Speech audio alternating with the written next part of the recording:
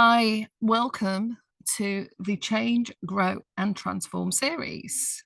So this is a additional bonus session looking at celebrating your journey so far.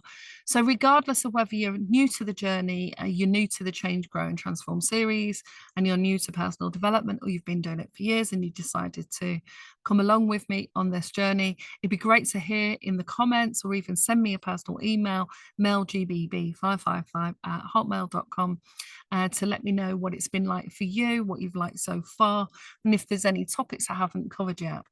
So this is a bonus session for celebrating your journey. So the affirmation for this is I honor and celebrate how far I've come. So the card that usually goes with this is the World card that talks about completion, fulfillment, and celebration.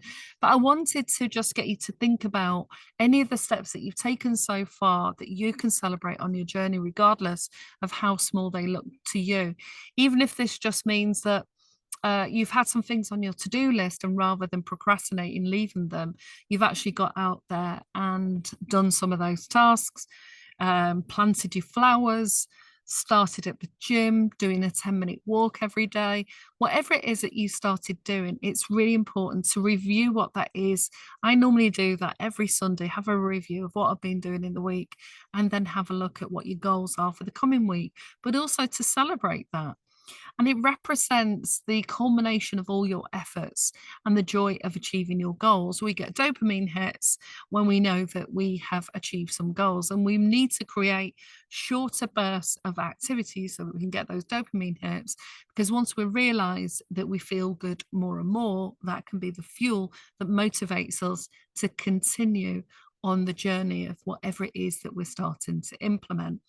And I think for most of you, you've probably heard me say on previous videos that I've been using this approach for a few years, but I decided to document it and create these programs that I'm releasing for free on YouTube, so that you can take one video a day on one particular topic and consider that how that topic relates to you. But I also talk about books that are related to the topic, any songs, because having a multi-level approach can really make all the difference. And if there's something in particular that you resonate with, then that's really good to expand on that. And everyone's different, and at different stages of their journey. So it's about taking some time to reflect on that journey so far and celebrating your growth. Every journey deserves that celebration, and it reminds us, the World card in the tarot, to honor those achievements. So let's reflect on how far you've come. Write down 3 accomplishments or moments of growth that you've had in the past 30 days. So if I gave you some examples, when we got towards spring, sort of March, it was time really for me on my to-do list to think about garden and what did I need to do. So often at this time of the year in the UK, we need to change the soil, sort out what plant pots we want, maybe cut the grass if it's not been raining too heavily, cut the bushes back, clear any of the old debris, and start fixing things in there that maybe have been damaged in the winter period when we had some gales, some strong storms. It can also mean that you start doing things like clearing out your closet and deciding what you're not going to keep anymore, and that you're going to give things to charity, take things to the tip, and start that cleaning process. And often that's around March and April where people start doing that. It can also mean very simple things like changing a daily practice, or implementing a new habit of 5 minutes of mindfulness, having some time out and not getting stuck at your laptop all day, but having some stretches and going for a walk. So write down, put this recording on pause and write down any of those accomplishments you've made in the last 30 days. If you can't remember the kind of things you've done in the last 30 days, this is often a good idea then at the end of every week to write down what you achieved, regardless of whether we maintain it, because we are going to step back sometimes and relapse from the growth that we've made. It's not always a linear journey. And I was talking to friends about that last week, that we can go so far. And then sometimes you're just really fatigued and you need to have a day of rest. We can't always be on grind and hustle. It's about creating more flow in our lives. And that takes practice, for all of us. So the next question is reflect on the effort and commitment that it took to achieve it. And sometimes we've got to use ideas like Mel Robbins' 5 4 3 2 1 plan, where rather than when you wake up in the morning of switching the alarm button sort of to pause and where it rings again, is that you just decide to count 5 4 3 2 1, get out of bed and have a shower.